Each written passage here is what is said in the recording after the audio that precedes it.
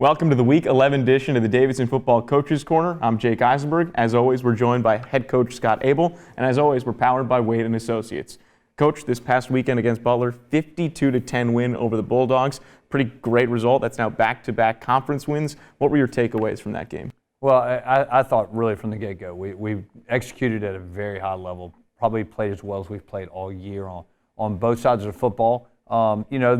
The only thing that jumped out of us that we know that didn't go well for us was some special teams miscues, right? But offensively, defensively, I thought we really played as well as we've played all year. And that's great to see on the road. It's great to see this late in the year with the injuries we've had throughout the year, but we continue to play well and execute.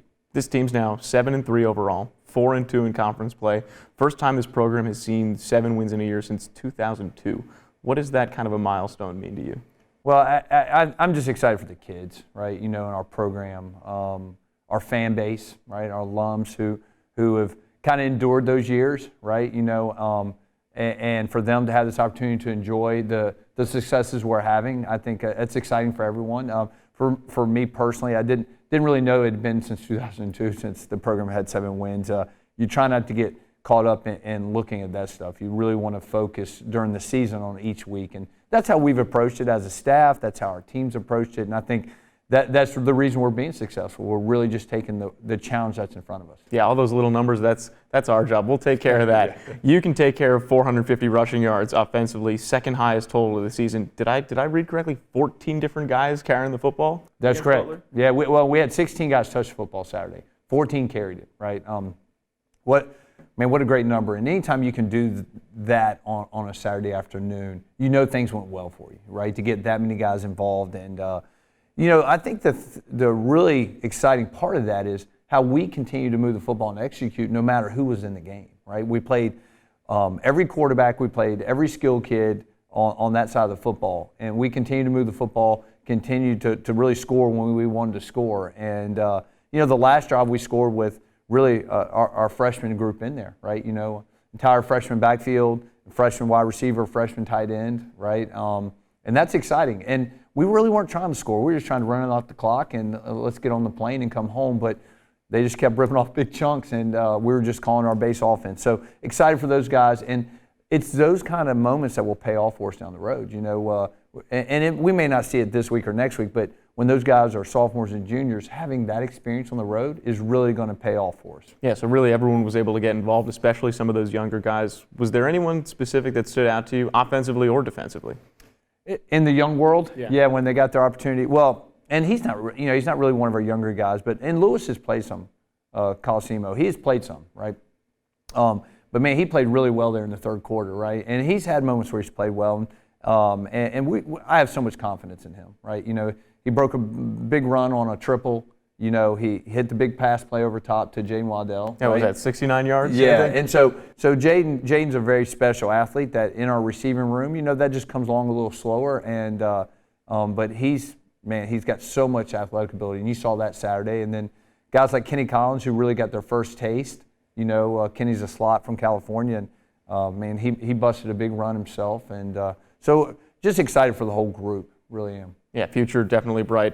A lot of younger guys coming up. But let's talk about one of the older guys, Wesley Dugger, now the all-time leading rusher in Davidson football history. What does that mark mean to you as a coach to watch him achieve that? Well, I'm excited for Wesley. You know, I'm excited for the guys who play with him, who've been through this journey with him, right? And there's more to come. You know, we're 2 games left in his junior campaign, and he's got a whole year left of football. And you know, how high will that mark be set for the next guy? Right. It seems like that's going to be a pretty high bar for people to follow. I would think so. And so I'm really excited for him. And he's so deserving. He works incredibly hard. He's really gifted, really talented. And when you combine those things, a young man who works incredibly hard, who has a lot of talent and a passion for what he does, great things usually follow that. And that's what's happening with him. And, I remember, because I was recruiting him at the time, when he had his knee injury, and watching him work back from that it's inspiring, I think, not just for myself, but for those around him. What do you think those guys around him, especially kind of in the running back room, have learned from the way he runs the football first and foremost, but also the way he carries himself? Well, I think it's a very business-like approach, right? And I, as a coach, so appreciate that. And, you see him working with younger guys. You see him coaching younger guys up. He's reminding guys to get in their playbooks and learn stuff. That's how he got on the field as a freshman. I've heard him tell guys that he spent time in his room just learning the playbook so he could get on the field. And so you love that kind of demeanor in your locker room and on the field. We talk about the offense a lot of gaudy rushing numbers, but let's look at the defense for a second. No. Only 10 points allowed, and if I'm right, this team has allowed the fewest points in PFL, just over 200. What has this group been able to do? Well, what a turnaround, right?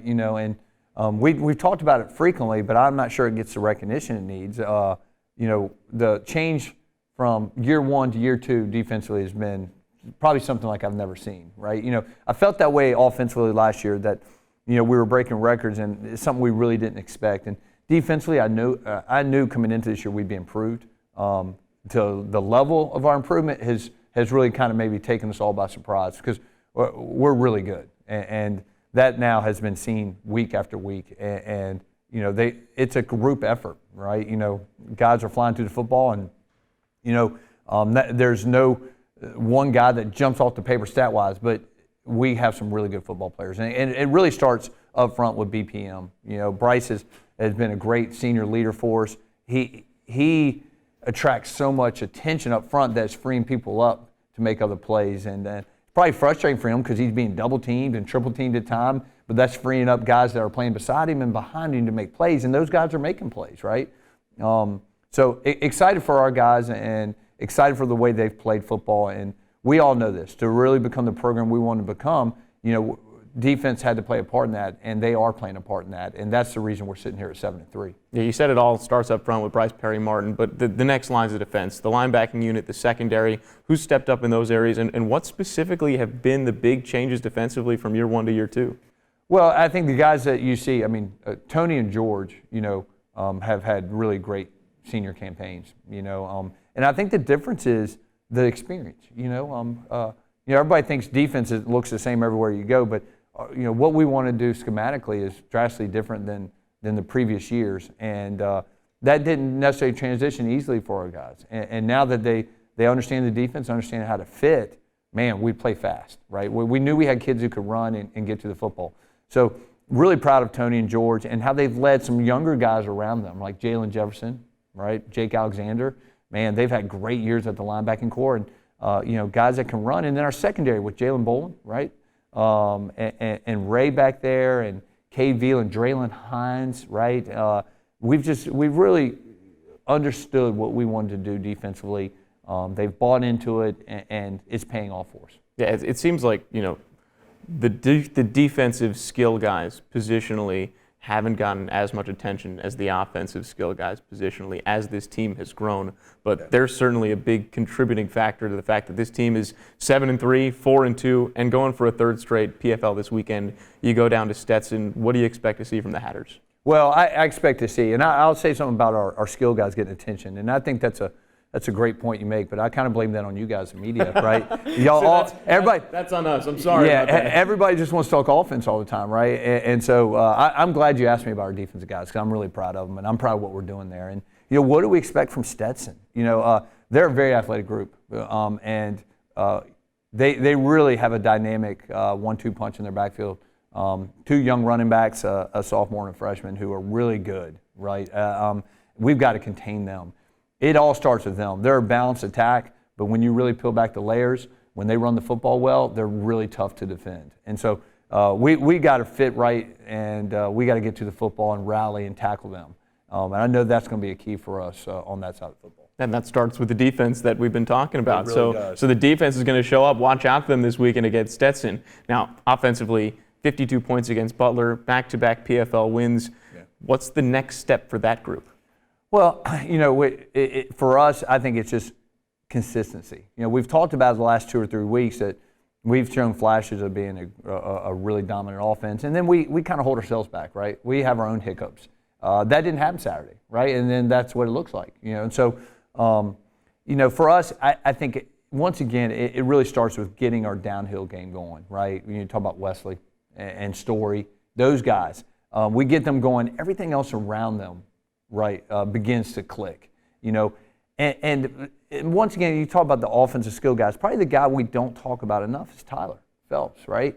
And, you know, he's the guy that makes all this go, right? You know, he's not your traditional quarterback where he's slinging around 25, 30 times a game or just handing off a zone play. He's making decisions. He's checking plays. You know, he's running our triple option. And these last 2 weeks, he's run it really well. You know, he spent some time. He didn't miss any games because of injuries, but he's been banged up some this year. And he's really gotten healthy these last couple of weeks, and that's shown on the field. And he's been a threat, both running the football, throwing the football, and that makes us really tough to defend. And so I'm excited for the way he's playing right now. And so I think it starts right there in that backfield with him and our 2 O-backs with Wesley and Story and getting them going. Going down to Stetson, the final road game for you guys, what challenge does that pose? Well, I'll say this. We've played really well on the road, right? You know, something we've kind of thought about quite a bit and talked about inside our offices. You know, what's the difference? How do we get our guys to really execute at home the way we execute on the road? So I think that's it. You know, the formula is continue to do what we've done on the road, right? Follow that roadmap that we've kind of set forth for our guys, that we talk about how hard it is to win on the road, how hard it is to execute on enemy territory. And they've bought into that. And each week we've seen to rise to the occasion. So this is another opportunity for us to show that we've learned those lessons, that we've grown up. You know, year 2 now, we're at the back end of this, right? You really want to see a mature group, a group that understands who they are and what our expectations are. And our expectations are to go down and play our best, whether we're at Stetson, whether we're at Butler, or whether we're at home. And so I'm excited for that opportunity to see if our guys really understand and grasp that. Well, Coach, best of luck down at Stetson this week, Jake. going for an 8th win this season. Thank you. So for Coach Scott Abell, I'm Jake Eisenberg. Thanks for tuning in to the Davidson Football Coaches Corner. You can follow along with all the action this weekend down at Stetson on the Davidson Football Radio Network or on ESPN+, or as always on DavidsonWildcats.com. Thanks so much for tuning in, and we'll talk to you again next week.